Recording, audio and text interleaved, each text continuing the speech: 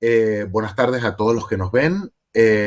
Hoy comenzamos en colaboración con el Instituto Shalem eh, un ciclo que tiene que ver con la divulgación de la cultura científica. Y esto a muchos les va a extrañar, ¿vale? Porque el Instituto Shalem está organizando la segunda entrega de un curso de historia de las religiones que, por cierto, les aconsejo. Yo estoy empezando a ver la primera y solo con Reutemann estoy con la boca abierta. No se trata solo de los contenidos, sino del cómo se expone y de la precisión con la que se expone.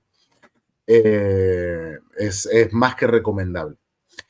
Una de las cosas que más nos llamó la atención del plantel es la diversidad, no solo la diversidad de temas, sino la diversidad de orígenes profesionales de los ponentes. Nos pareció muy, muy interesante. Y nos daba la oportunidad de hacerles llegar a ustedes distintas visiones de cómo enfocar ciertos temas que nos gustan tanto y sobre todo que ustedes entendieran de qué va el mundo académico. Ustedes y yo, de paso, ¿vale?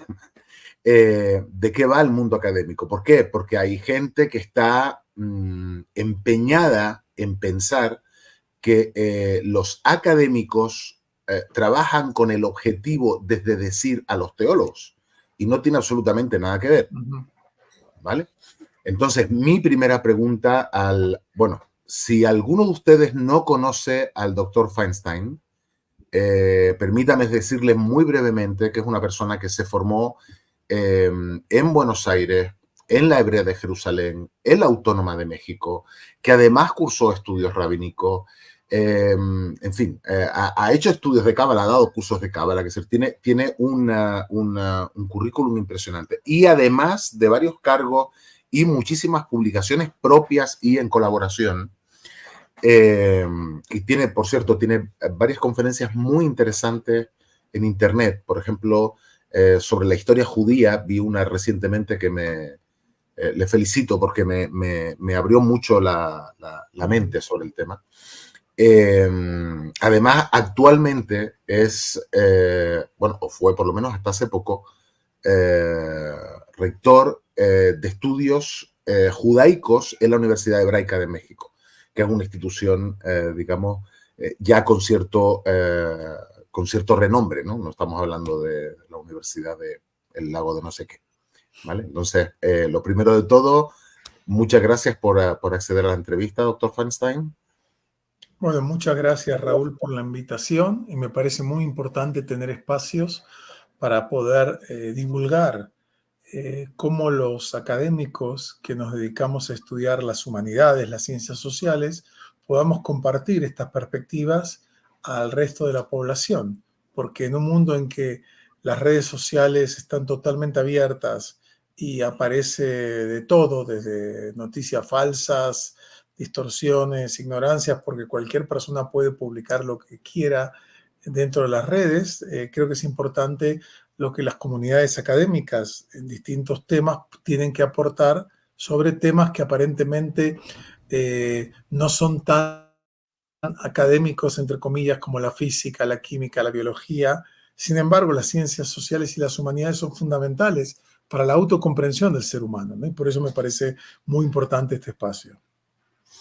Muy bien. La primera pregunta va justo, habíamos organizado, digamos, una pequeña encuesta en tres sectores, ¿no? El trabajo de los académicos, una como investigador, otra como educador y otra como divulgador. Y no es exactamente igual. Aunque ustedes no se lo crean, el doctor Feinstein lo primero que me dijo es a qué público me dirijo. ¿Vale? Porque el trabajo de un profesor, aparte de investigar, es comunicar. Y para comunicar, uno tiene, como persona cultivada, tiene que dominar los registros. Y es uno el que, digamos, intenta adaptarse para llegar al registro. No es como piensan alguna gente, que por tener titulación universitaria y ocupar un rango académico y tener un currículum, de todo habrá en el mundo, ¿no? Pero no es tan habitual como piensa la gente, que la gente se encumbra y pretenden que los demás vayan a su nivel. Suele pasar lo contrario. Suele pasar que el profesor se adapta al nivel del alumnado o en este caso al nivel de la audiencia. Entonces, la primera pregunta como en calidad de investigador,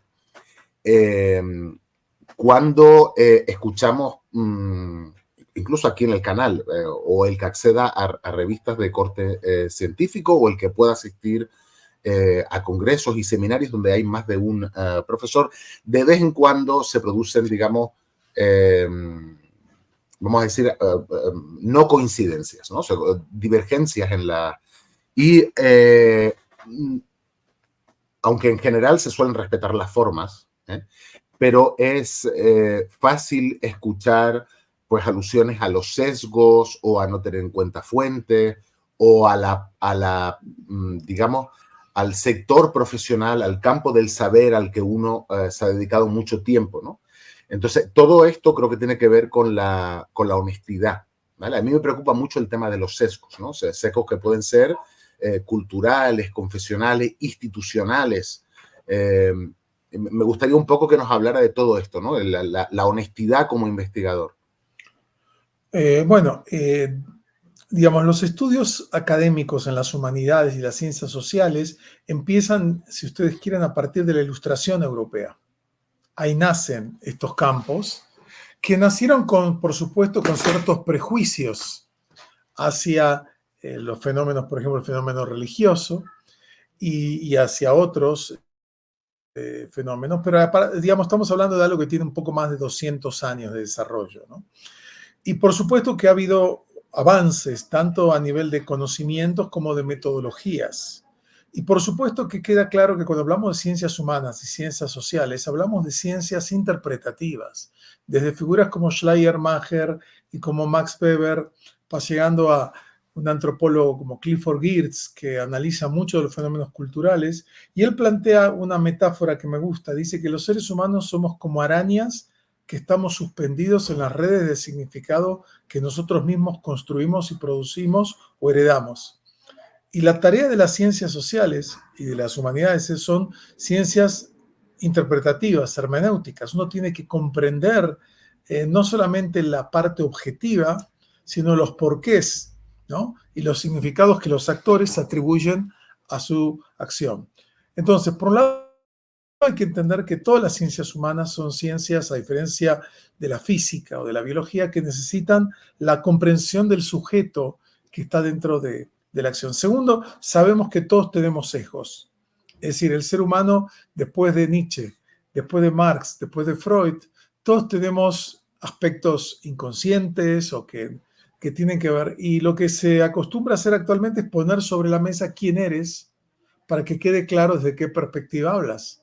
Entonces, no es la misma la perspectiva que puede dar alguien sobre la familia que forma parte de la comunidad LGTBQ, etcétera, que alguien que es un conservador, digamos, con respecto a estos temas sociales. Va a haber, pero si uno lo pone sobre la mesa es una forma de transparentar estos procesos. Entonces, queda claro que hay quienes dicen que todas son narrativas y todas son válidas, como que no habría, digamos, un enfoque objetivo para poder determinar determinados temas. Yo no estoy de acuerdo con esa postura. Yo creo todavía que existen ciertas bases que uno puede definir con objetividad a través del análisis de los textos, de los contextos históricos, ¿no? Pero queda claro que cada uno lo ve desde sus propias lentes, ya sea metodológicas, biográficas. Entonces, pero las comunidades epistémicas, las comunidades científicas desarrollan metodologías. Tú dices algo, lo publicas en una revista especializada para que otros expertos puedan ver y decir, está bien o no, acá no consultaste estas fuentes, o el análisis está basado, no es una lectura correcta, ya sea a nivel lingüístico o a nivel contextual, ¿no? Entonces creo que las comunidades académicas tienen metodologías que son diversas, porque hay una diversidad de perspectivas, pero existen métodos que en las comunidades académicas, cuando alguien sustenta algo, primero que lo publica, y eso permite que sea revisado, analizado por otros colegas, ¿no? Entonces, si bien hay cierta dosis de digamos, de variación subjetiva, existen mecanismos para preservar, digamos, una dosis de objetividad y de que poder producir conocimientos que tengan bases. Correcto. Ahora voy a dar una, en fin, no llega a ser ni una definición, sería muy pretencioso, pero me gustaría que usted me corrigiera. Sí. La ciencia no puede ocuparse de Dios porque Dios es una variable incuantificable. Entonces, simplemente la apartamos. La ciencia no intenta, digamos, ni demostrar ni la existencia ni la no existencia de Dios porque simplemente pertenece a otro campo del conocimiento. ¿Vale? Entonces, en realidad lo que está pasando cuando hay conflicto, no digo que de vez en cuando alguien de la comunidad académica se atreva a decir más a título personal que desde el método científico, se atreva a dar una opinión sobre el tema de que sí o de que no. Pero en general el conflicto suele darse cuando desde la teología intentan participar en el debate científico, vamos a decirlo así. Bueno, sí, yo creo que después de Kant, cuando él plantea las antinomias de la razón, se acabó todo el tema de probar o no probar la existencia de Dios. O sea, no se puede ni probar ni refutar ese tema. Lo que hace un investigador, por ejemplo, de los estudios bíblicos o otros temas, hay preguntas que son teológicas y que deben ser manejadas, explicadas a través de un lenguaje teológico, simbólico, como tal. Y hay preguntas que son históricas, de contexto histórico. Uno puede tratar de ver, bueno, estos libros, ¿cuándo se escribieron? ¿Cuál es la ideología del autor o los autores? ¿Cuál es su interacción con toda la cultura del antiguo cercano oriente? Todos esos son temas que se han desarrollado herramientas de arqueología, de lingüística, que nos permiten poder responder a esas preguntas, ¿no? Es decir, hay preguntas que sí se pueden responder desde el plano, así como tampoco se puede responder a la pregunta ¿cuál es el sentido de la existencia humana? Desde una perspectiva científica. Hay posturas filosóficas, hay posturas teológicas, pero yo concuerdo con eso, con usted, Raúl, en el sentido de que los estudios religiosos, académicos, tienen claridad en estos temas. Estudian, digamos, el desarrollo de las tradiciones religiosas, de sus principales fuentes, sus principales pensadores, las conexiones que tienen ellos con su época, con otros pensadores anteriores, las genealogías intelectuales. Todos esos temas son los que investiga un estudioso, ¿no? Y también con distintas disciplinas. Hay gente que se especializa en la época antigua y tiene que conocer la cultura de la antigüedad. Hay gente que, en mi caso, es más la época moderna y contemporánea. Entonces uno conoce más estos temas, las lenguas, las culturas, los desarrollos, lo que producen distintos investigadores que a veces nutren de un campo a otro. Pero los estudios religiosos hoy son, por un lado, un campo académico, que tiene bases científicas a nivel de la historia, de la filología, de la sociología, de la antropología, digamos, todos estos campos hay estudios de los textos, ¿no? Es decir, hay otras preguntas que son más, si ustedes quieren, espirituales, filosóficas, teológicas, que van más allá de lo que un científico puede afirmar con certeza. Muy bien. Ahora, el segundo grupo de preguntas, que era como educador, a pesar de que vemos una especie de, digamos, de revival, que yo no sé muy bien cómo interpretar, con respecto a las tradiciones religiosas o al acercamiento, al estudio, al intentar comprender las tradiciones religiosas en general, y creo que es en todo Occidente, el estudio de las humanidades ha sufrido un retroceso serio, pero incluso a nivel estatal, ¿no? Que es decir, ya la organización estatal ha ido confinando los espacios, por ejemplo, dedicados a la literatura, las lenguas muertas, ¿no? En mi época latín era obligatorio, que es, latín y griego tenías que tener una mínima base, ¿no? Y hoy en día no. Es verdad, por ejemplo, que se han introducido nuevas lenguas, por ejemplo, nuevos campos. Por ejemplo, en mi época no estudiábamos sociología, que es precisamente su campo de trabajo, y hoy sí lo tienen, pero hoy tienen una sociología digamos, como muy estadística, ¿vale? Es muy en fin, muy no sé cómo decirlo, de cuantificar, ¿no? De medir, de fórmula, las curvas de Gauss, los percentiles, es decir, todo este tipo de cosas, ¿no? Y me gustaría que usted, digamos, bueno, tanto como una apología, ¿no? Pero que defendiera el por qué esto no debería ser así. Bueno, mire, hoy en día creo que hay dos tendencias. Por un lado, hay una tendencia a la cuantificación de todo, es decir, todo se cuantifica o se monetariza, como dicen otros también. Es decir, vivimos una cultura muy instrumentalista, que la pregunta es ¿para qué me sirve? ¿No? Y para qué me sirve en un sentido muy instrumental y muy de corto plazo, que los alumnos, ¿por qué voy a estudiar esto y para qué voy a estudiar esto? Y queda claro que toda la tradición humanística clásica del gimnasio europeo y otros, obviamente que ha ido deteriorándose frente al peso de las tecnologías y otros temas.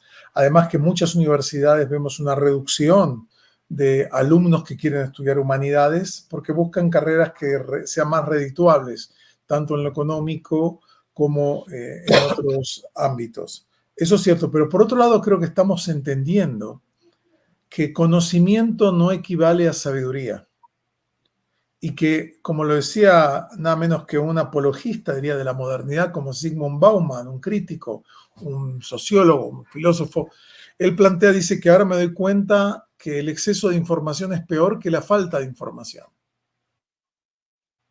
Entonces, hoy en día distinguimos que una cosa es información, que cualquiera con este pequeño aparato puede acceder a lo que antes era impensable, y sabiduría, del arte de saber vivir como individuos y como comunidades. Entonces, mucha gente le interesa a las religiones porque las religiones tienen que ver con la consagración de los vínculos de la vida, en el sentido más amplio. La interpretación del sentido de la existencia humana, del planeta, de la humanidad, de los pueblos. Entonces, hay un interés renovado y yo justamente voy a dedicar mi última clase en este curso a hablar de lo que se llama el escenario post-secular, en el cual vemos que hay un interés genuino por muchos temas de espiritualidad, ya sea occidental, oriental, como tales, ¿no? Y una vuelta de mucha gente a una visión más tradicional de la fe, como tales. Pero a mí me parece importante que no perdamos nunca de vista las tradiciones religiosas y las humanidades en general, porque son podríamos decir, es la memoria colectiva del espíritu humano. Y esa memoria colectiva tiene lo que aportar. Hoy en día sabemos que hoy en día conocemos mucho más información que lo que conocía una persona en la Edad Media. Pero somos más sabios en el arte de vivir, tenemos más claridad acerca de cómo, para qué vivir y cómo vivir. Y esas son preguntas que queda claro que no. Por ejemplo, hoy en día tenemos un poder tecnológico impresionante y en muchas cosas es maravilloso.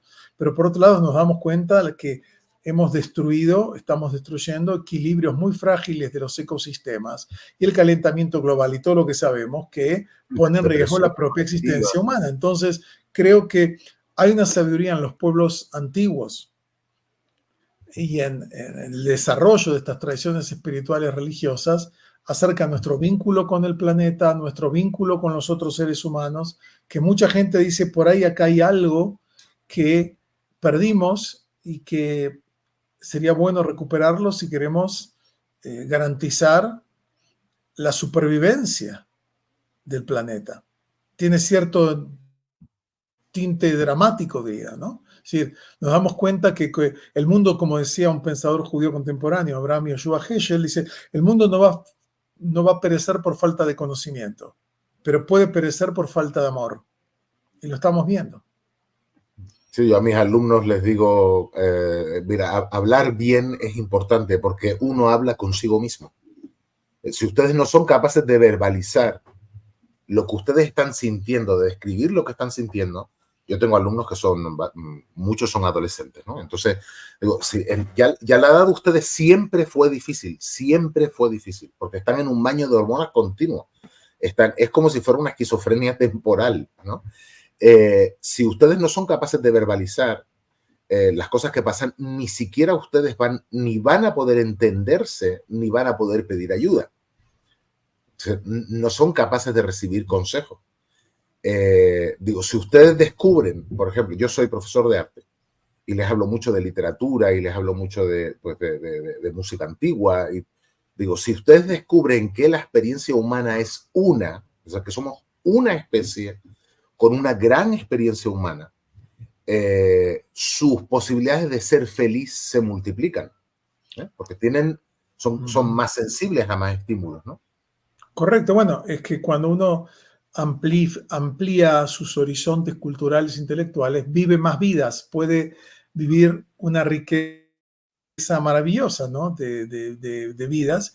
Y lo que tú decías, las artes, las humanidades, son depositorios de sabiduría humana, de experiencia humana. O sea, ¿por qué nos conmueven relatos desde la Ilíada como relatos bíblicos cuando pasaron milenios desde esa época? Y sin embargo, el ser humano sigue teniendo sus luchas y sus pasiones de amar, de ser aceptado, de construir una comunidad, la búsqueda de la amistad, la superación de la soledad. Es decir, son temas que desde Gilgamesh, de las primeras creaciones de la literatura mesopotámica, aparecen ya planteadas, y en eso no hemos cambiado. Hemos cambiado en cómo nos vestimos, en las tecnologías que usamos, pero la condición humana todavía, a menos que con los cambios ahora tecnológicos que se incorporen, tal vez se va a crear un nuevo tipo de ser humano, mitad máquina, mitad de...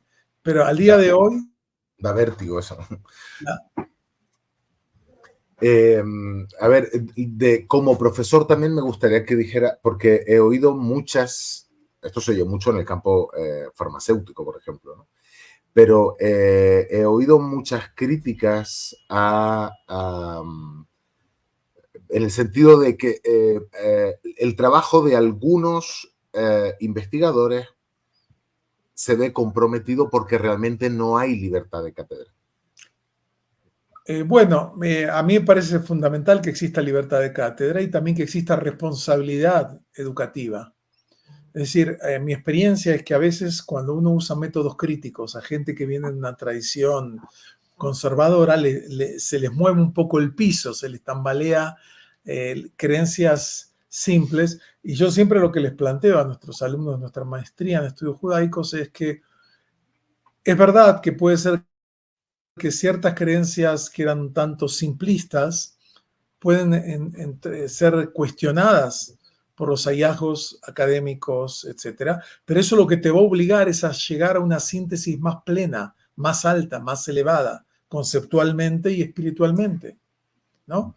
Y en ese sentido, uno tiene que acompañar a sus alumnos en este proceso. Yo le dedico mucha importancia a la educación y a veces he sacrificado proyectos de investigación, otros temas, en aras de poder transmitir a las nuevas generaciones la pasión, el amor por los estudios, abrir los horizontes intelectuales, mostrar la riqueza de las... cómo esto Está enriquece. usted formando a quien tendrá que hacer su labor dentro de X años. Exactamente. Estoy muy orgulloso de tener discípulos, alumnos a lo largo... Tengo casi muchos años, más de casi 45 años de carrera docente en todos los niveles educativos, salvo kinder, enseñé en todos los niveles de primaria, secundario, preparatoria, después grado, posgrado, postdoctorado, marco de estudio, muchos ámbitos. A mí me apasiona enseñar, la verdad y he desarrollado con los años una pedagogía que trato de poder llegar a la mente y al corazón de las personas que están en las clases, siempre con un respeto a la autonomía individual de cada uno, sí, sí, y a la diversidad de posturas legítimas que hay. O sea, sí, hay reglas de juego, pero en el marco del respeto y de las evidencias. La seriedad de la investigación, el amor al aprendizaje, el amor a la enseñanza, y después cada uno tiene su vivencia. Cada uno, yo siempre digo, cada uno se apropia como quiere. Cada uno toma lo que aprende a su estilo y de acuerdo a sus necesidades y deseos.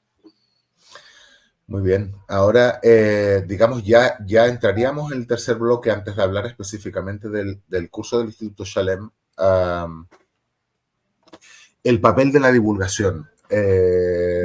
Yo estuve vinculado a la enseñanza universitaria muy poco tiempo. Me entró una crisis con la universidad y dije, no, este mundo no es para mí. Una de las cosas que noté es que la deriva universitaria, Canarias pertenece a Europa, que estamos en esta cosa de los planes Bolonia, hemos llegado a, a esta situación.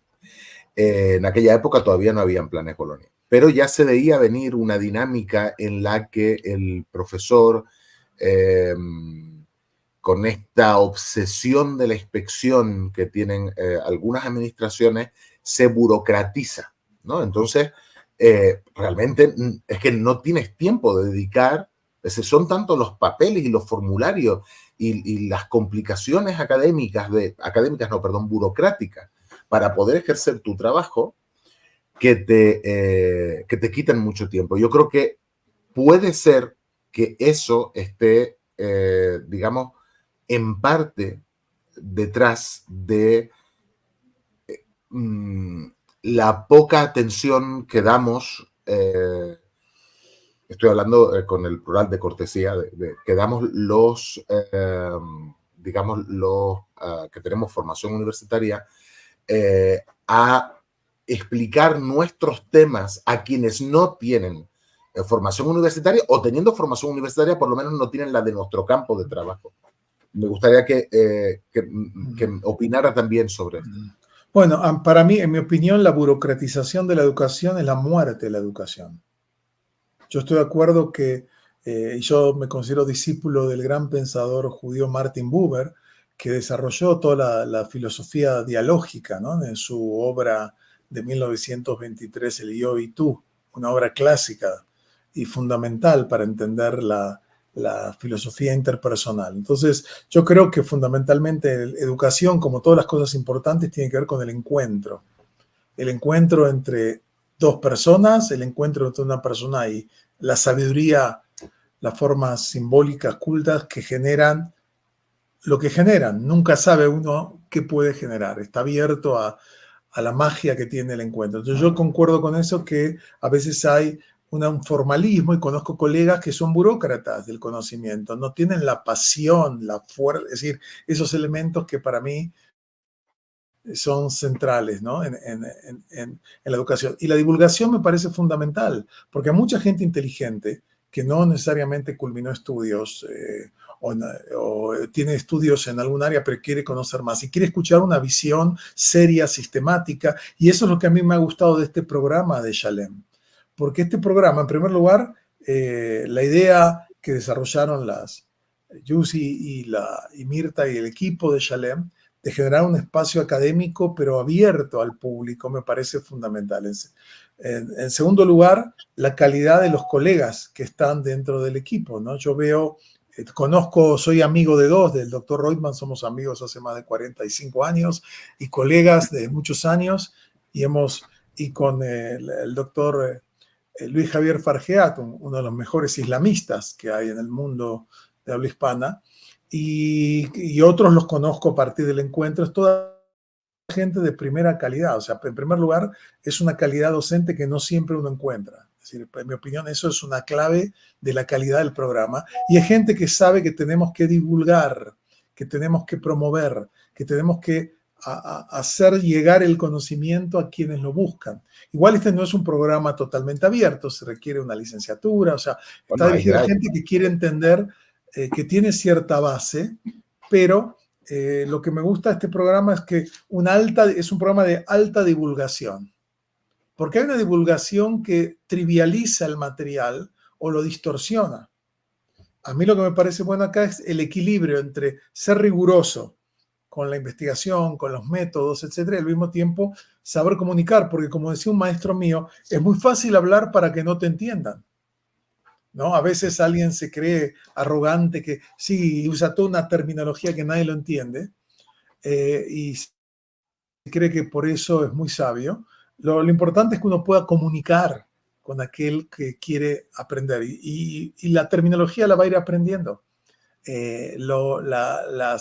Son procesos, yo lo noto en Es un los lenguaje, eso alumnos. se aprende con el uso. Sí, sí. Por supuesto, yo lo noto con nuestros alumnos en distintos programas que tenemos, como al comienzo se sienten como tú te sientes frente a un libro escrito en caracteres chinos o japoneses, y como al final ya estás como en un texto de alguien de habla hispana frente a un texto escrito en catalán, que ya más o menos lo puedes entender, ¿no? O en italiano, que siendo una lengua latina te puedes entender, y a veces en tu propia lengua materna, ¿no? Ese es un proceso de aprendizaje. Aparte, aquí hay que entender algo. Los estudios religiosos requieren, por un lado, que alguien conozca las tradiciones de adentro. Sí, algunos colegas míos, sociólogos de la religión, tienen muy buenas, digamos, metodologías de investigación, pero no conocen el fenómeno religioso más de adentro. En este caso, junto con el doctor Reutemann, que ambos estudiamos también estudios rabínicos, eso permite que conocemos desde la visión tradicional y al mismo tiempo de la visión académica. Entonces eso nos permite una visión, creo, más integral del fenómeno religioso, ¿no? Que es importante. Sí, ¿no? Y la ayuda también a relativizar a veces, digamos, excesos que se producen cuando no se conoce la otra parte, ¿no? Esto que decía usted, que decir, el que cree no cree por ser tonto, cree porque hay una inercia de tradición, cree porque hay una convicción, cree porque hay una interpretación de experiencia. Yo, por ejemplo, en el nacimiento de los mitos siempre hablo, digo, esto no es un invento, esto es pura deducción lógica.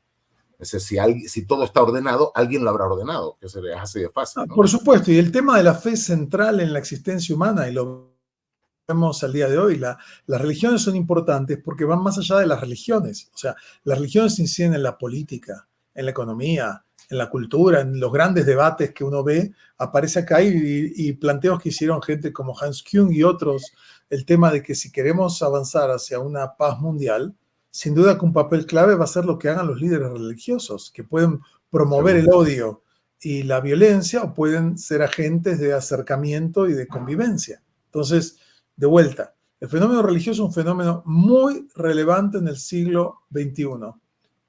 Yo voy a hablar de eso, las teorías de la secularización y cómo en muchos sentidos no funcionaron, que parecían que eran inexorables, y la realidad es que hoy en día en gran parte hay excepciones, en algunos países de Europa y otros casos, pero en la mayoría de las religiones todavía la fe y las religiones siguen siendo un elemento central en la vida de millones y millones de seres humanos. Vamos a seguir por aquí, pero yo creo que es hora ya digamos, de enfrentarnos a lo que nos trae, digamos, que es también que la gente conozca estas actividades del Instituto Shalem donde usted participa. Que, por cierto, en el vídeo que sale hoy el 18, debajo estará el enlace para que vayan a la página Shalem, pero tengan en cuenta dos cosas. Hay dos requisitos para hacer el curso. Una es tener una licenciatura, porque les digo yo que es muy buen curso, pero es verdad que requiere, en fin, ya estar un poquito acostumbrado con el uso de la bibliografía y saber una mínima idea de metodología académica en distintas disciplinas, etcétera, etcétera, ¿vale? Así que piden tener una licenciatura y además haber cursado la primera parte, porque si no entiendes la primera parte, van a obligar a los profesores y al resto del alumnado a estar, digamos, repitiendo material. O sea que esos son los dos requisitos que el Instituto Shalem piden para cursar. En cualquier caso, el primero se puede ver todavía, está grabado. Se compra como un curso normal, lo entran en la plataforma Hotmart y lo pueden ver, y lo pueden ver todas las veces que le dé la santa gana, porque algunos vídeos son muy densos, están muy, muy cargados de información el curso. A mí me llama mucho la atención personalmente de usted, doctor Feinstein, yo no estoy acostumbrado a ver sociólogos, estoy acostumbrado a ver teólogos, filólogos, algún antropólogo, algún etnógrafo. Tenemos la suerte de nosotros contar con un historiador de la música, que es también una rara avis, ¿no? Pero es verdad que sociólogos especialmente viniendo de facultades de ciencias políticas, como viene usted, no es lo más común. Entonces, ¿qué cree usted que es lo más significativo, o la gente cómo puede entender qué es lo que aporta un sociólogo en todo este campo de conocimiento? Bueno, en primer lugar hay que decir que todos los grandes sociólogos, desde los orígenes, los fundadores, los padres fundadores, si ustedes quieren, como Emil Durkheim, Karl Marx, Max Weber, para hablar de algunos, le daban una gran centralidad a los fenómenos religiosos. Es decir, desde el nacimiento de la sociología, queda claro que por el impacto social, histórico que tienen las religiones, las iglesias, es importante comprender este fenómeno desde una perspectiva, en este caso no teológica, sino entender qué función cumplen las religiones en la vida de las comunidades, qué relación tienen las ideas de fe con el desarrollo económico, que es un tema que investigó mucho Max Weber, con la construcción del orden político, secular, con qué pasa cuando las personas pierden la fe y qué fenómenos se producen, qué reemplaza esas creencias. Entonces, con el tiempo se fue desarrollando en la sociología de las religiones, que es un campo muy, muy amplio, distintas líneas, enfoques, que estudian los fenómenos religiosos también desde la antropología, que ha sido un tema central, porque es un fenómeno universal. Las religiones son un fenómeno universal en todas las culturas. Entonces, esto ha generado que hay mucho interés y desarrollo, y ha habido evoluciones, y hay teorías alternativas que tratan de explicar el fenómeno religioso. Entonces, a mí en particular, en este curso me voy a focalizar en la experiencia moderna, o sea, todo el fenómeno de religión y modernidad y los cambios que se producen a partir de las ideas de la Ilustración y de los procesos de modernización económica y política y social y de la cultura y lo que se llama la teoría de la secularización y cómo eso impacta y qué respuestas religiosas se producen desde el ámbito de las comunidades tradicionales. Entonces, esos son temas que a mí me han siempre interesado. ¿Qué pasa qué papel juega la fe religiosa en épocas de crisis?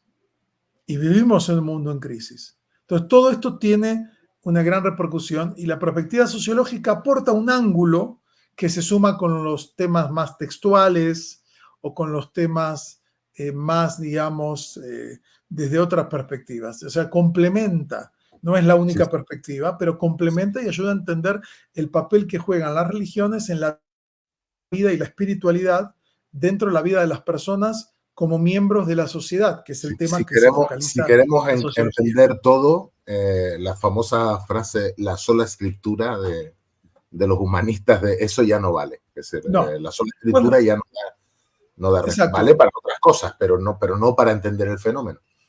El sociólogo de la religión aporta una perspectiva que hay que complementarla, en mi opinión, con las visiones más de los textos sagrados, con las visiones teológicas. Teológicos. Exacto, en mi opinión hay que complementar, pero aporta algo interesante y fenómenos globales, porque vamos a ver que el judaísmo, cristianismo, islam, frente a las experiencias de la modernidad, se han dado respuestas en algunos casos parecidas, en otros casos diversas respuestas dentro de cada tradición. Porque lo que aprendimos, sí. Permítame una última pregunta casi a nivel personal. Es una pregunta que voy a formular, digamos, en dos partes. Una es, no se puede negar que por lo menos por parte de algunos sectores lo que está viendo es una reacción en el peor de los términos, o sea, una reacción contra la modernidad, quizás también por excesos cientificistas que se dieron hace unas décadas, y otra es la sensación, y ahora no me refiero solamente a las, digamos, a las religiones regladas, sino a nuevas formas de religión, o formas pararreligiosas, que hay una especie de cambio o me parece a mí que hay una especie de cambio de paradigma, ¿no? En esto del concebir el mundo como, es decir, el aspecto religioso, ¿no? De la experiencia vital.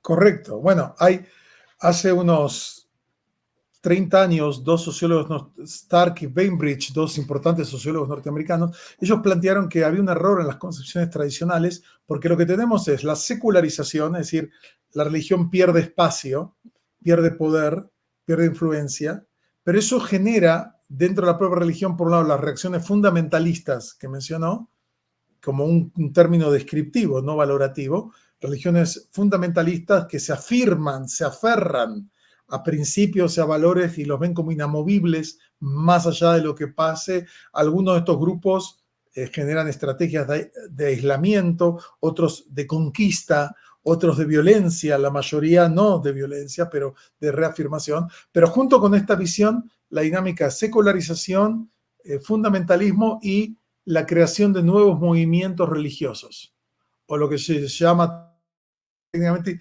religious revival, una revitalización religiosa.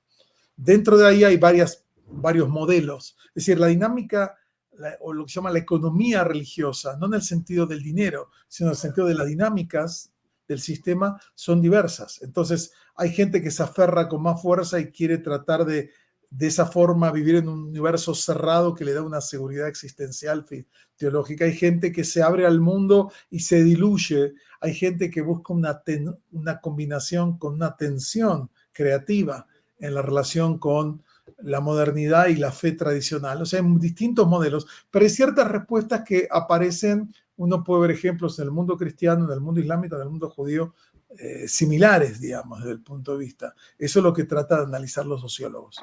Estamos en un mundo, digamos, aterrador, pero fascinante, ¿no? Da mucho estudio. Bueno, pues no le robamos más su tiempo, doctor Feinstein. Muchísimas gracias por haber participado. Es usted el que inaugura, digamos, esta ronda de encuentros con académicos, académicos con mayúscula, no gente con estudios, sino académicos con mayúscula.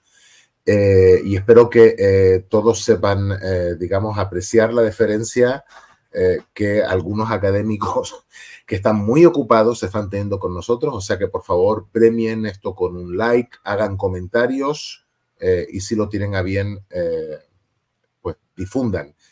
Y si pueden, de verdad, por lo menos estudien la posibilidad de entrar a la página de Shalem y estudiar, hacer estos cursos, porque les aseguro, yo estoy siendo el primero. Cada lección me la veo 3 o 4 veces y no me canso. Algunas las encuentro incluso conmovedoras. Es tanto lo que me cambian, algunas, aunque no sean cosas nuevas, ¿no? El tema de exponértelo de otra manera te cambian la visión y lo encuentro una experiencia muy, muy enriquecedora. Es decir, si uno se lo puede permitir, les aseguro que es más que rentable el gasto, es una gran inversión. Muchísimas gracias, doctor Feinstein. Gracias, Raúl. Ha sido un gusto compartir contigo y tus interesantes preguntas y compartir con todos los oyentes y los que nos ven este espacio.